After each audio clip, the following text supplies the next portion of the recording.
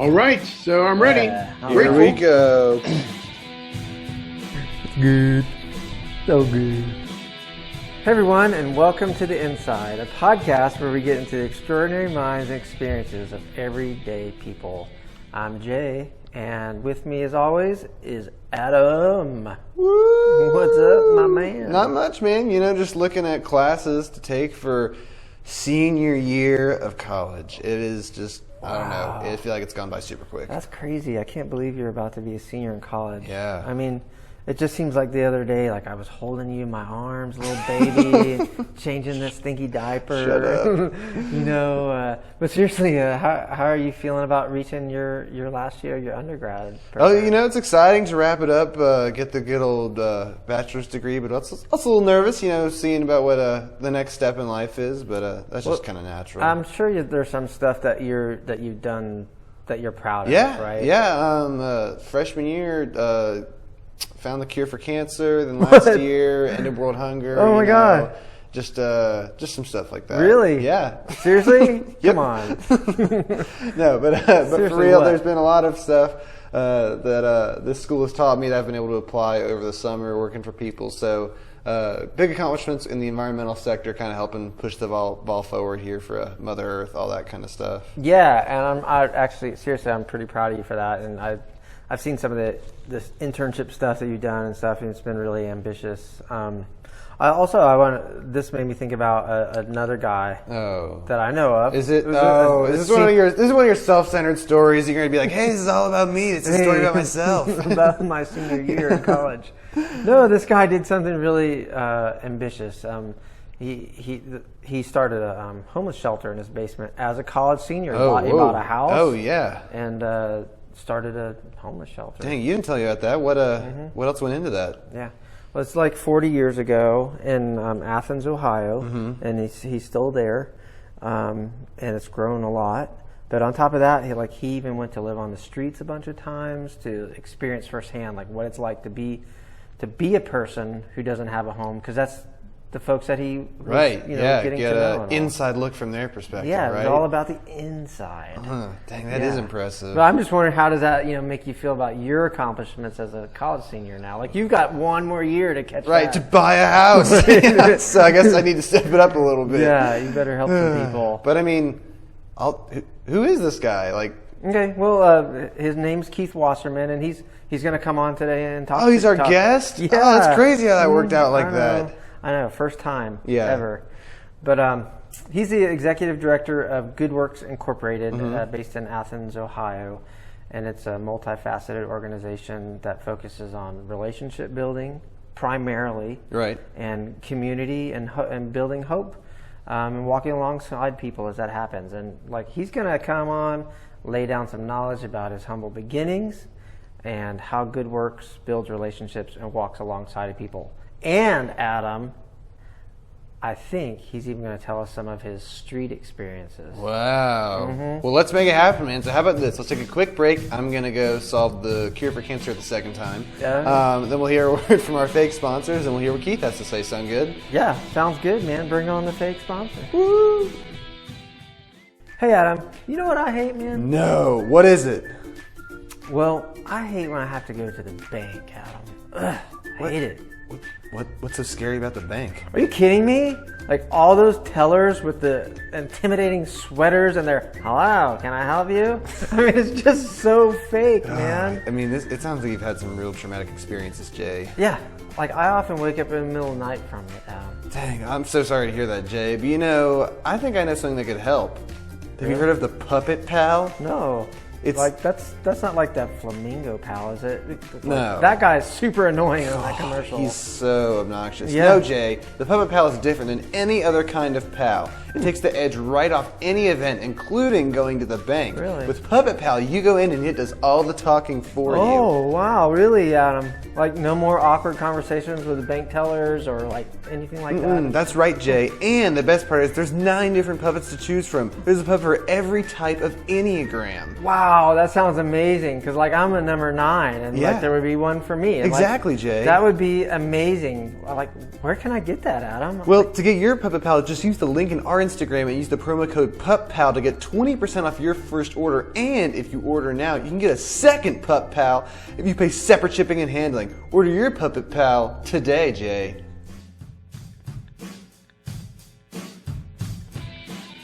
Well, hey, Keith, and welcome to the Inside Podcast. We're glad you could join us. Glad to be here. Yeah.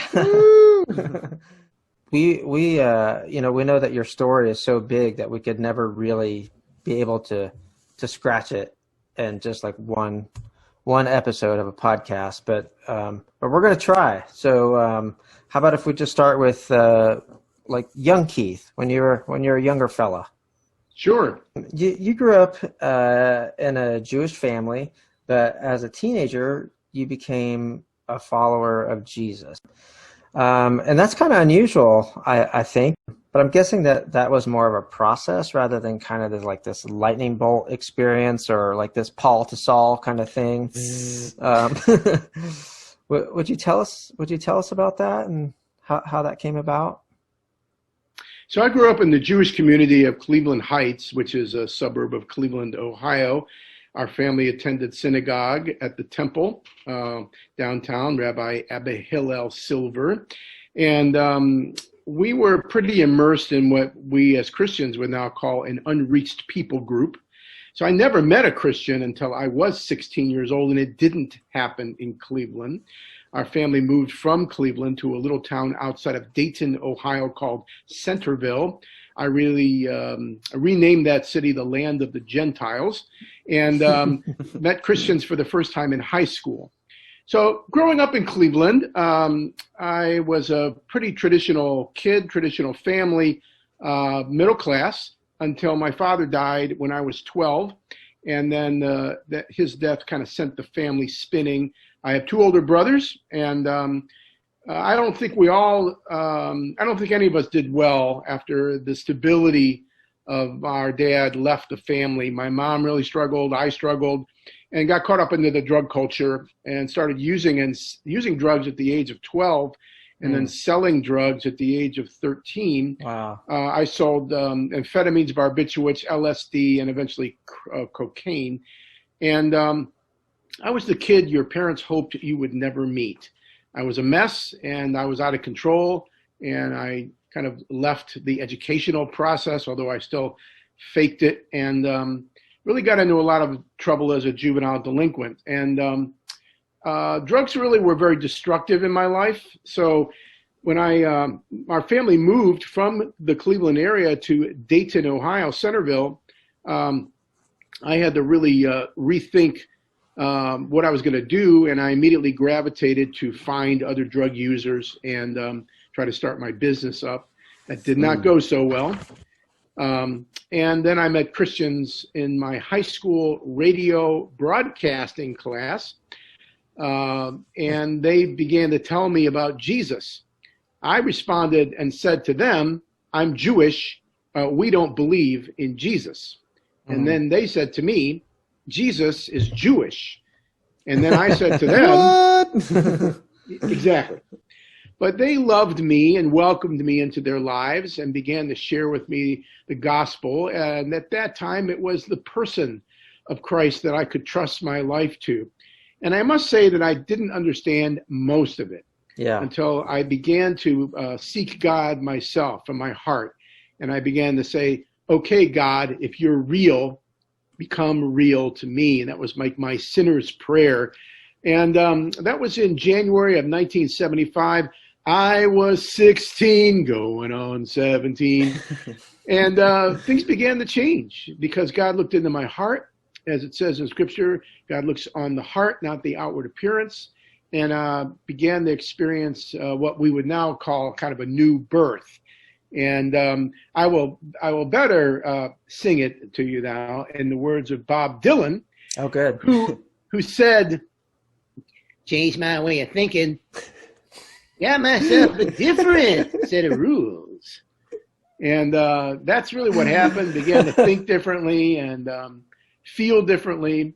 and eventually came out of the drug culture because what I experienced in my relationship with Christ was much more significant and meaningful. I had God had put new desires in me, and they weren't for drugs, sex, and rock and roll. Now, I must tell you that my goal in life up until this point was to own a rock and roll record store and sell drug paraphernalia.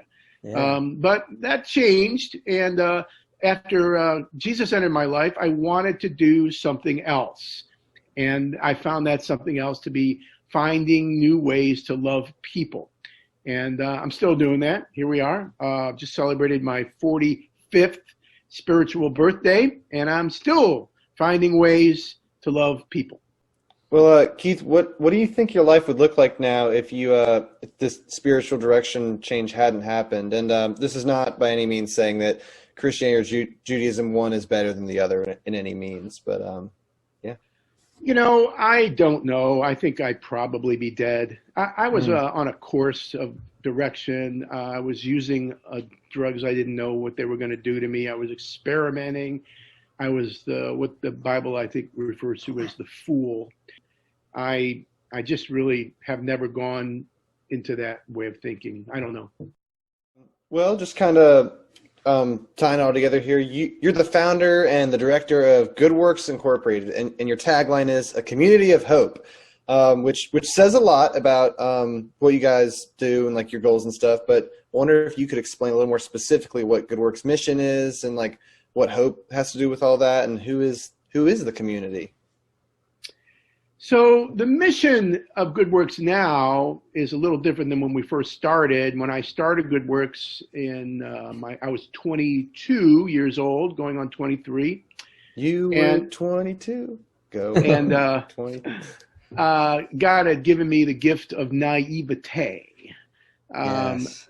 I had no idea what I was doing, but I had these strong desires to learn how to love people. So I bought a house and remodeled the basement of that house and turned it into a place for people to sleep who had no place to live. We had not heard of the homeless. None of us doing the work that we were doing in those days had ever heard the word homeless. We heard of bums. We heard of people who were transient, but the word homeless, hobos, a term that had not yet emerged into the American vocabulary. We used the phrase displaced persons, but that term never really stuck with us. And so about 1984, we began to call the people staying in our basement the homeless, in part because of the Newsweek magazine article, Homeless in America, that came out in January of 1984. But, you know, I learned more through failure than through success.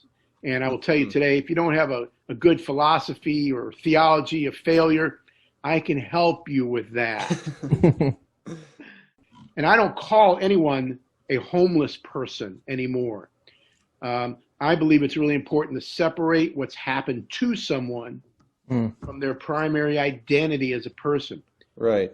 I was having lunch with Kevin. We were actually eating at Chipotle, and he says, well, I'm homeless. I said, Kevin, you are not homeless. He looks at me. He says, well, I'm staying in your shelter. I said, Kevin, you are not homeless. You are a man who right now is without a home. I think it's really important that we pay attention to your language. So if you don't learn anything else today, it's watch your language. Exactly. But eventually we moved from a ministry to a ministry with. And that was really significant. And I'm happy to talk about that later today. In the early days of Good Works, there was a one-man show, and I was the one man. And eventually I learned that we needed to find ways to incorporate and work with others. And that's the secret to sustainability. Anybody could do something for a while, and they probably can do it well. But if you want to sustain an idea, you've got to find a way to work alongside others in a way that builds them up, encourages them, makes them aware of their own abilities and gifts, affirms those abilities and gifts, and helps them to find a place to share their talents. And so that's kind of the background to the phrase community of hope. Today, the mission of Good Works is phrased this way. It's on our website. Good Works exists to connect people from all walks of life with people who struggle with poverty so that the kingdom of God can be experienced. And so we've come a long way in terms of understanding how we have to do this together. What I find now is a lot of people want to help their neighbors, but they don't want to face the reality that they got to work alongside others who want to help their neighbors too. And that's a challenge. A lot of people like to volunteer on their own terms, but we have a whole set of terms that we ask people to volunteer, and the major part of those terms are working with other people as you help your neighbors together. Now, Jesus sent his disciples out in twos, and I think there's a principle there that we try to pay attention to, which is a lot of what we do is done through the ethic of inefficiency. Yes, you heard that correctly. The ethic of inefficiency. That means we could get it done a lot faster, but we take more time because we do it together. If you could travel back into time, 1981, 82, what would you tell the Keith of that time period, or would you share anything? The first thing that I would say is keep big picture, have a long-term view, find a pace so that you see that your actions or the implications of your actions or how you're perceived when you're 22 are going to be lasting in people's minds for a long time. And so be careful. Then secondly, I would say in the multitude of counselors, there's wisdom. So surround yourself with wise people and learn how to be a listener and not a know-it-all. And then I learned this later in life, but it's helpful to tell somebody, you can tell people these things, but if they're not ready to learn them, I mean, if you have kids, you understand that your kids have to be open and teachable and ready, even though you have something to say to them. But the last thing I would say would be find the road to humility.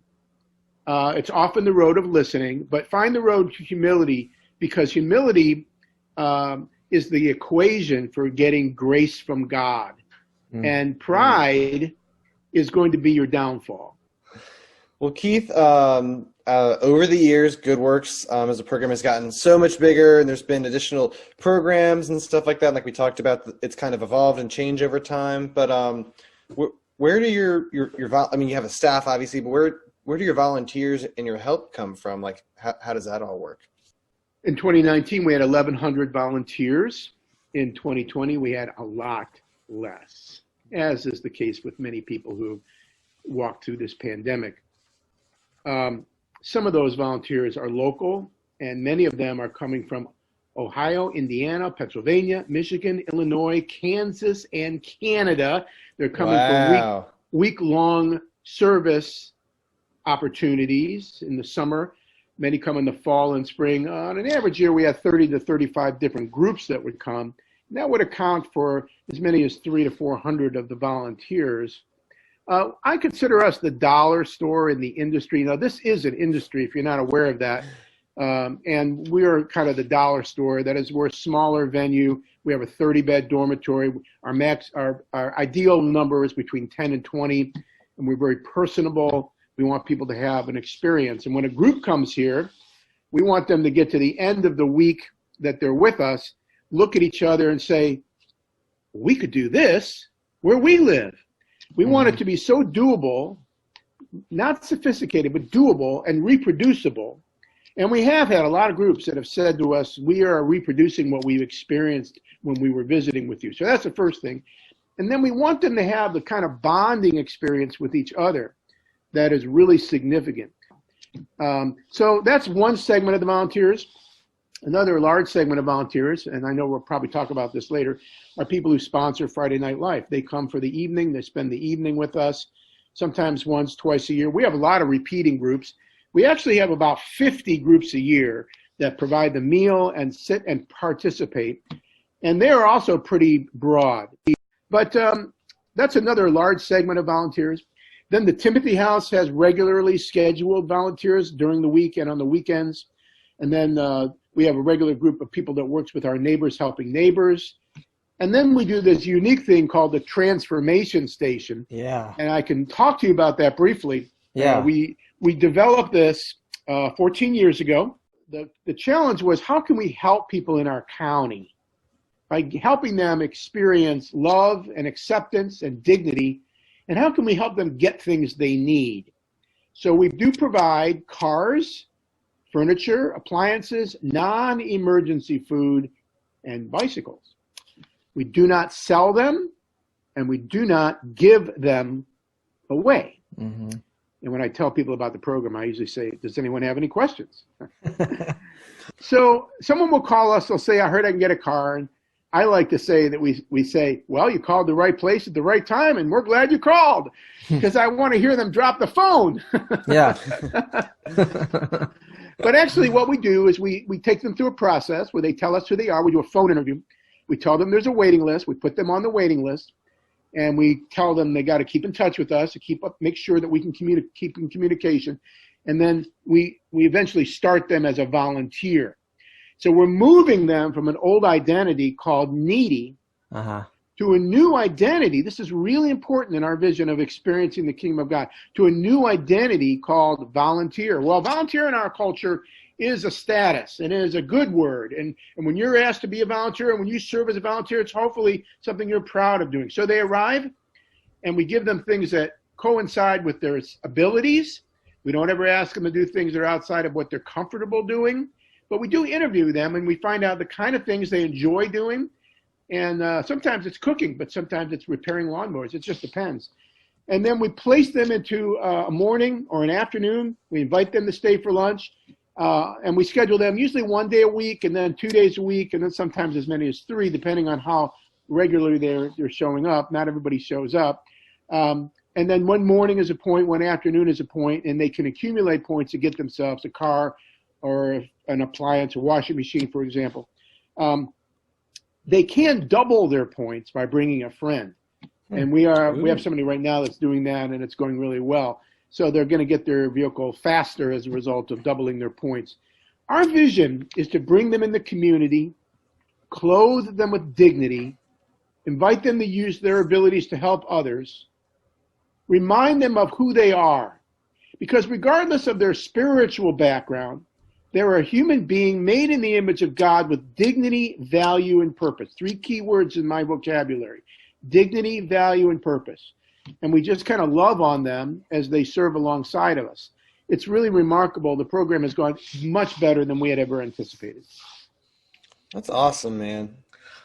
You know, something else, you talk about serving 3 vulnerable populations, and these are the ones they're important because it's the ones that God is particularly concerned about: the widow, the alien, or the stranger, and the orphan, or the at-risk. Will you tell us about how Good Works is in relationship with these people? So we came into these relationships over time, initially with the people who were later to be called homeless. We began to identify them as the biblical stranger.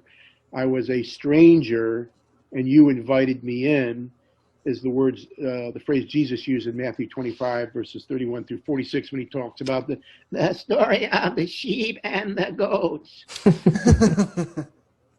We also learn about the stranger in the Old Testament. You shall love a stranger. You shall love the stranger, for you were strangers in the land of Egypt. So there's biblical precedent for including, for welcoming. So Good Works has what I would call a paradigm of hospitality, and we work with this word a lot. There's a lot of biblical reference points in learning how to welcome people who are strangers. The other word is alien, as you mentioned.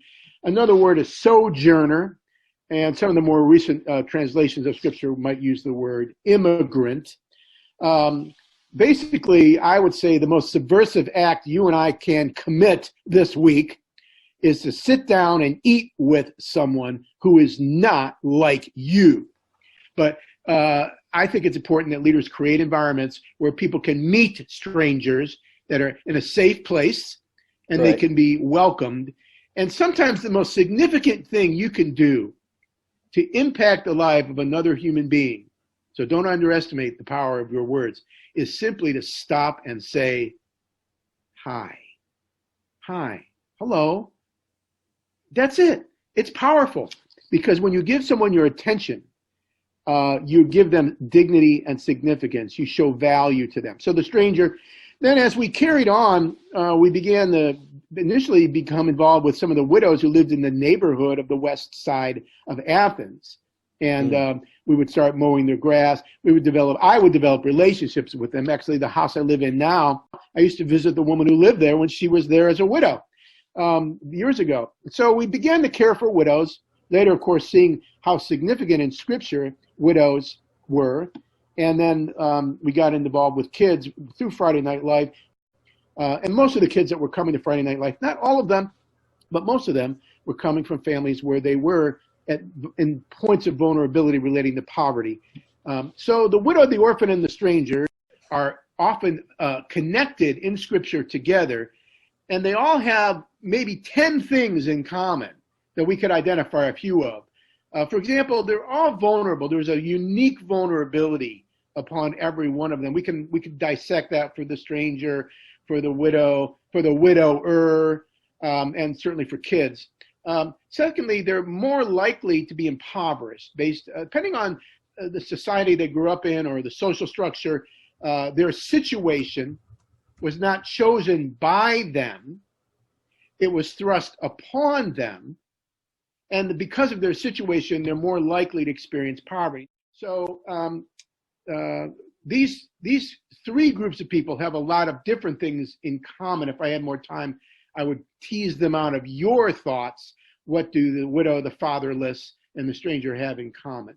Is it that they all need someone to support? Like they all need a support system? So they're all dependent. And in our culture, that's not a badge that someone wants to wear on their T-shirt. I'm dependent. In fact, it's really frowned upon. In fact, our independence and individualism makes someone who is dependent feel awful for the fact that they are dependent.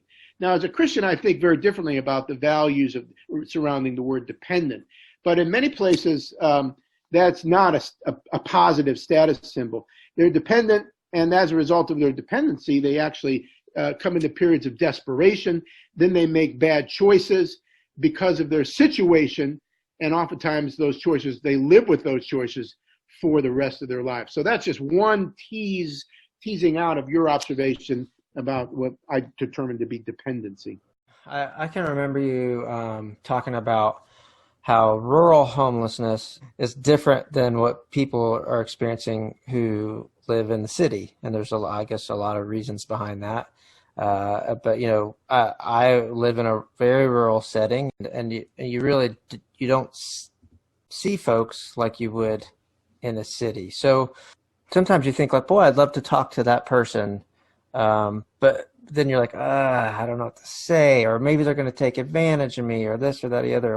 Could you give people advice about and I think maybe you've already been doing that all along, but I'd just like to hear what you would say, because people do want to help people inherently, I think, or have a relationship with them, but they just don't know how to do that because it's so different, There's a different culture, urban versus rural.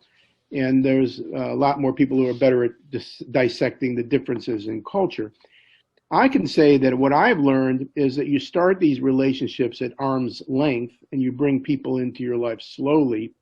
You don't start cheek to cheek, so to speak, and then have to push someone away. And so you begin conversations on the periphery, and you develop a thinking about time, that you make time, you plan to spend time, and you're open to seeing where the conversation would go. But if you're in a hurry and you just want to do something for someone, you can still do that, but you're not going to develop much of a relationship. Right. And on the other side, people are often not interested in, developing a relationship with you. They just want what you want, what they're asking for, Right. So you're not saying don't buy somebody a hamburger or something just because you're not going to have a relationship with them, right? Correct. Because maybe you're never going to see that person again. Right. Yeah, I think that's fine. That's the default, though, in most people's situations. The situation that most of us get into is fear, anxiety, uncertainty, and so we're very cautious. May I just offer that some of that fear is manufactured. It's not natural. It's manufactured. I stopped watching all commercial television in 1987. Wow. And I will tell you that there is a substantial difference in the way I think about people, because I am not deluged with the number of murders and violent crimes with music behind them that are staged to create fear in me. I do think there's a time to be very cautious and very, very wise, but I think there's fear or pseudo fear that's manufactured in people that causes them to relinquish any connecting points. And part of that turns into classism. Our class doesn't mix with the lower class except to do things for them. And, good works, we have these three categories of love, and it's do for, do with, and be with. And we're trying to get people, there's a time to do things for people, but there's also a time to do things with people. And that's the example I gave with the transformation stage, because we work alongside each other. And then there's a time to be with people. Jesus says, I was sick and you came to me. Our goal is not to fix people. Our goal is to love people. So there's a time to just be with people, and you have to use discernment and wisdom.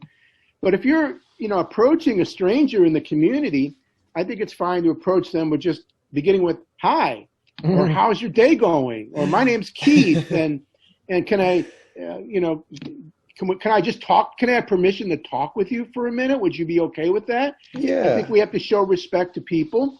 And then ideally, these are better in twos, not by yourself. It's not always convenient, but I generally default to making sure that I'm with another person when I'm going to reach out to somebody. So that's a long answer to a short question, Jay. I'm happy I could go on, but I'll stop. Yeah. No, thanks. I know we're limited on time, but that was something that just came to my mind that I wanted to ask you about real quick. I know Adam has another question for you. Yeah, I got a hypothetical for you, Keith. If you had the national microphone up in DC for 3 minutes, like what would you just quickly get across to the public about the issues like these people face nowadays and like what they can do? Someone once told me that the most significant thing you can do to help an addict in the first 30 days is to break through their denial. And if I had a national megaphone, I would probably start with breaking through the denial of classism. But if we begin to care for people, we have to have some awareness of our own biases. We have to start with acknowledging that we don't have objectivity and that we're learners and that we have a lot to learn. In order to develop empathy, you need to enter the lives of people in a way that really listens to them rather than judges them. So when I think about this, I ask, Lord, how do you want me to look upon people? Help me to see people, God, help me to see people as you see them, made in your image with beauty, dignity, and purpose. If you're trying to help somebody from the point of your arrogance rather than humility, or the fact that you know it all, and you know what's best, and you're the expert. I mean, we have a degree in these things. Don't you understand? I have the expertise to tell you how to live your life. If that's your attitude, that will only take you so far. I think we have to go in as learners. And I'll just tell you one little illustration of this. Years ago, I put my hands up in the air in exasperation. And I said, dear God, I can't help these people. Why have you sent them to me?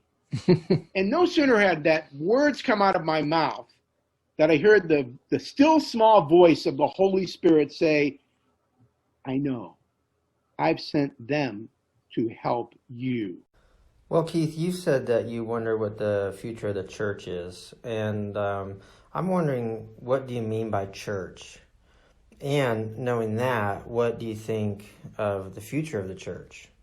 When I first became a Jesus follower, they taught me that the church was a building where people attended. The church was always associated with facility. But biblically speaking, it's ordinary people yielded who want to follow Jesus. But if your question is like, what is the church? What do I think about the church? I say that every generation and Adam, your generation, must redefine what Jesus meant when he said, I will build my church and even the gates of hell will not prevail against it. Every generation must redefine that. And if there's ever something that needs redefining in this day and age, it's the church. Well, Keith, moving kind of into some experiences you've had. You talked a little bit about it earlier, but those experiences you had with homelessness, there was a video posted on YouTube about it, and we'll put the link for that later. You said, God used my nativity of not knowing to get something done that I wouldn't have done if I knew what I was doing, which is a bit of a tongue twister. You got to really think on that. I love that. I love it. The other line is, 8 years later, I recognize that I don't know what I don't know. So I'm just going to let that seep in with everyone. And while they're doing that, one thing you do to replenish this kind of compassion you have is you look through the eyes of homeless people. And I'm sure many people who work in this industry, like you called it, haven't really done this. So to really understand homelessness and vulnerability, you went to live on the streets yourself many times. And some of the stories are listed on the website, and we'll put up a link for that. And the cool thing is you've learned a lot from these experiences. You say there's always unpredictables, you learned about fear and privacy, and that time can be viewed as the enemy. Rules aren't clear. Having a day labor job may not be one of the best options. And as we mentioned earlier on this, we could spend just hours on this one part of the episode. We wanted to paint the bigger picture of what good works and what you do with them. And so I just was wondering if we could hear about what you learned on the streets, and if you would say a little bit about some of these lessons you learned from being homeless and vulnerable. So these kind of sit behind the scenes of a lot of what we do. They inform me, and while I don't require any of my staff or volunteers to ever do anything like this, I will say that every Christian must find a way to go to the other side. That doesn't mean they have to stay overnight in a homeless shelter. They've got to find a way in their community to experience what it's like to be nameless and faceless, to be not noticed, to be insulted. Our black brothers and sisters can teach us a lot about some of these things because they grew up this way. I grew up with white privilege, and so I have another issue to kind of contend with. But the reality is I've learned about what it feels like to be on the other side, and those feelings have generated some different ways of thinking about how to love people. And one of the things I'm able to see is how out of touch people are and how unaware they are of how out of touch they are. And I'm not exempt from any of this, by no means. I'm still out of touch with a lot of things. But every one of these experiences have helped replenish my perspective. And I will say perspective is everything. I ask God for perspective. So whether it's Columbus, Ohio, which was the last place I went prior to that, Louisville, Kentucky. In Columbus, Ohio, I'll tell you a story. I went to Columbus, Ohio to stay in the shelter there because 2 days later, I had planned to meet with the administrators of the shelter grant in the state of Ohio. And I had some things to tell them about how they're operating their programs that I think were unethical. And in telling them, it was my full intention to stop receiving any funding from them because of what I believed that they were doing was unethical. But so I went to stay in the shelter ahead of time.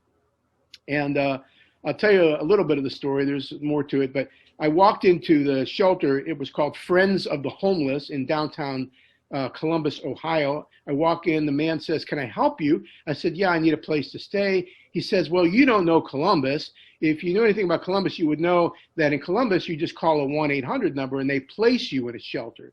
I said, "Okay, I'm happy to do that." He says, "Well, you go over there and use our payphone and you can make the call." So he gave me a 1-800 number and I called, and the phone rang, and then I heard a recording. "All of our representatives are working with other customers. Please stay on the line and you'll be served at the next available." Okay. 5 minutes, 10 minutes, It's like 20 tech minutes, support. 30 minutes, 1 hour, and an hour and a half.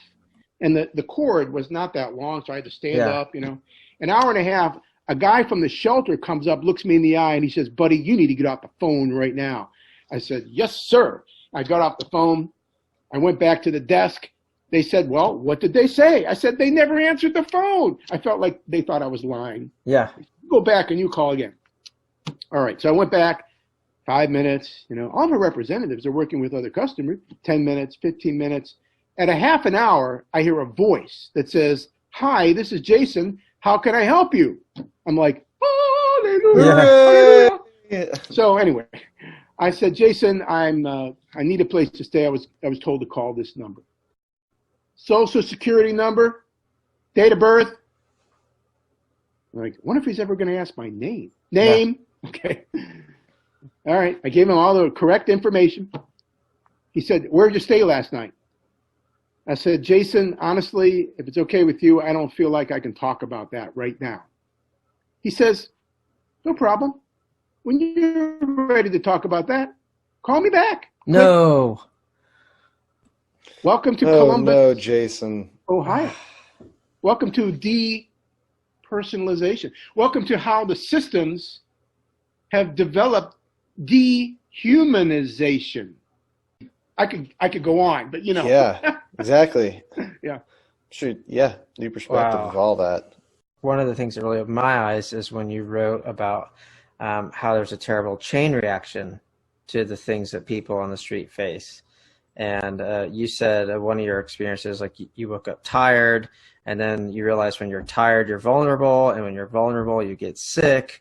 And what you said was like getting sick was not part of the plan for hanging out with the homeless. Would you say just a little bit about these chain reaction things? I never thought about it that way. So I didn't do a lot of research as a normal educated person should do prior to going into these situations. And I learned through them things that I didn't know. And, I didn't expect to get sick. I later learned I had gallstones. I had to have my gallbladder removed. But the reality was when you get sick and you feel bad, you start thinking differently about safety and security. And you want to exit the experiment at that point because it was really an experiment. And I was able to exit, but I noticed that there were people that weren't able to exit. And there still are lots of people who are not able to exit the system. When I was in Cincinnati, we encountered some real difficult and threatening people. And so I decided, it was with one of my interns, that we better not stay a second night. We need to get off the street. And I called and had someone come and get me because I was in enough danger that I thought that was too risky to stay. Well, people don't have those options who are living on the street. So I realized my privilege, and then you realize the sequence of vulnerability, what it does to a person, and particularly how it causes them to compromise their moral and ethical principles. Mm-hmm. So if you grew up with some moral and ethical principles, like I'm not going to lie, mm-hmm. You'll read in one of my stories, I realized I lied in order to survive. And in that moment, I understood the mission statement of people without a home was survival. And you have to do what you have to do in order to survive. And if that means lying, you just lie. The people on the outside looking in will say, well, they're just a liar. And I began to understand there's a lot more going on behind the scenes. I don't think a lot of us understand how complex it is, right? Like you just see a person and you use your bias, like you said, and then like you end up saying stuff, or you hear people say stuff like, why don't they just get a job? Or like, they're just looking for a handout, like don't talk to them or whatever, but from the stuff I've read, from what you've written and on your website and just talking to you, it's just helped me realize like how complex all of this is. And like you're saying, like survival changes you is what I think I heard you say. So, thanks for that. Well, Keith, what do you think people ultimately are chasing after? Like what's their goal? Yeah, we want to be loved, appreciated, respected, and we want purpose. So when I talked about dignity, value, and purpose, we part of our goal of good works is not just to meet the needs of people who are experiencing homelessness or hunger, but also to create a way to meet the need to be needed. And so we all have a need for purpose, to use our time, energy, gifts, and abilities in some constructive way. So that's how you love people. That's why the transformation station continues to be so significant. But we want to be loved. We want to be appreciated and accepted. Ultimately, we want meaningful relationships, not transactional relationships, where people share authentically, transparently with us, and we share with them. You have to work through some processes before we get to those goals. And we don't want to be taken advantage of by power abusers. We understand, I think most people understand there are systems and structures, but we don't want to be taken advantages of. We see oppression going on in many places, some of it funded by your and my tax dollars. But none of us wants to be a party to be taken advantage of by others. So those are some of the things I think about when what do people really want. Yeah. And, we read a lot about justice and righteousness in the Bible.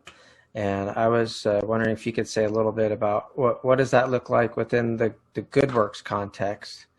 And in addition, what's something us, Adam and I, and our listeners can do right now to help out with that? Well, Micah 6:8 is told thee, O man, what is good, what does the Lord require of you but to do justly, love mercy, and walk humbly with your God. We had a discussion about this verse yesterday. Yeah. And to do justly is really very different than loving mercy. There are some gaps, and you have to adapt to those gaps. In Black Lives Matter, there was a lot of doing justice and raising voices on behalf of those who have been voiceless and mistreated and abused, and the list goes on. Yeah. But that's just not the only way to conduct yourself in caring for people. There are many different ways. We've chosen to err to the side of mercy and compassion. It's rare that we're going to get in someone's face and raise our voice. But I did talk about this yesterday with my team. If we're going to talk about justice, we better have credibility. Meaning, we want to talk about areas in which we are already practicing in our own lives the very things that we're calling others to start practicing. If we don't have credibility, then we discredit the cause. So I think it's really important that if I'm going to speak to someone in our community, I better stick to the topics that I have something to say about and not get into topics like that I don't have a lot to speak to. So. Right. Well, Keith, this interview has been super educational and some heavy topics at times. So we like to end on a lighter note here at the inside. So we've heard through the grapevine that you've been known to carry and sometimes entertain with a Kermit the Frog puppet, which includes a spot on voice impression. Kermit and I met on the south side of Chicago. Fun place. Which is pronounced on the south side of Chicago. And we met on Navy Pier. Oh, yeah. I've been there. Kermit, it's just me. You want to take your mask off? All right. So, gentlemen, oh, wait, I shouldn't use that word to you guys. Sorry. So anyway, I've been around for a while, and Keith and I do the voice together. So I'm ready for your first question. Okay. Well, Kermit, Excuse me. How do you and Keith use each other's voice patterns to connect in ways to others that you otherwise wouldn't have been able to connect to them to? We visit banks. We found the bank tellers. They freak out when we walk in, and so crazy. Bank tellers and children are the two population groups that we're most concerned about. Yeah. Do you do that just for your personal amusement, you guys, or do you do that as part of the good works community stuff? No, it's totally personally amusing, at least amusing to him anyway. I am just a puppet, and I'm not a fake puppet, just so you know. I'm a real puppet. Oh, it's the real McCoy. That's right, yeah. Well, Keith and Kermit, thank you so much for coming on the show. It's been a blast to have you on, and I learned a lot. Yeah, certainly learned a lot. Thank you. Well, it's been good, and I'm grateful, and I'm happy to participate. We'll catch you later, Keith. Yeah, thank you. Wow, Jay, what an incredible story, man. Yeah, really. Yeah, I don't know. I really love the way that he's framed this nonprofit. Like he set it up to be like you can replicate it when people come to visit. Like all these volunteers that come to Good Works and see how it operates. It's easy enough in a good way for them to set up a similar center back home in their own hometown to combat this issue on a nationwide scale. And that the fact that he knew that is just really outstanding. Yeah, I mean, that's really smart, right? It's not like just come here and do this thing that we do here and then leave and then like, get out. Yeah, like you never have any there's no carryover or anything like that. So yeah, I agree. The thing that's stuck with me through this is his dedication. You know, he has this intrinsic motivation that comes from his 100% dedication to assisting people to have a quality life. And you can really tell because his career is something that he's become. You know, does that make sense? Yeah. Like some of us have a career or a job we go to each day, but at the end of the day, like we just become like our other... Peel the mask off. Yeah, like you become this person that's not your work person. You know, but it's almost like he doesn't have a job. He just does this thing that he loves that includes relationships with other people, and then you know he gets paid too, like it helps his livelihood and stuff. Yeah. Overall, just really incredible person. I'm glad we got him to come on this thing today. Yeah, I think this story was really important to share and to just kind of get people thinking about and the stuff he says a lot of times. Like I think like, oh, I have an opinion on that, but then he speaks on it, and I'm like, oh. Like my opinion has changed because this person's so wise because of their experience. Right. Well, Jay, you think that about wraps it up for today? Yeah, man, I think that's going to do it. Alrighty, well, that was The Inside. Again, GoodWorks' website is good-works.net, and special thanks to our guest today, Keith Wasserman, and our producer, Dave. The show is written, recorded, edited, and co-produced by Jay and myself. Our title music, Crossroads, was written by Rock Sounds, and we have a link in the show description for them. And our title music was performed by Keith Richards. Do you know someone you think should be on The Inside? Send us an email with your suggestions. We will have more episodes coming soon, so make sure to listen to us wherever you get your podcasts. And make sure to follow us on Instagram at The Inside Podcasters, or shoot us an email at theinsidepodcasters@gmail.com. Hear that? My hands rubbing together. Spooky. Hey, Adam. Oh. No! Hey, Adam. Hey. Basically, I would say the most subversive act you and I can commit this week is to sit down and eat with someone who is not like you.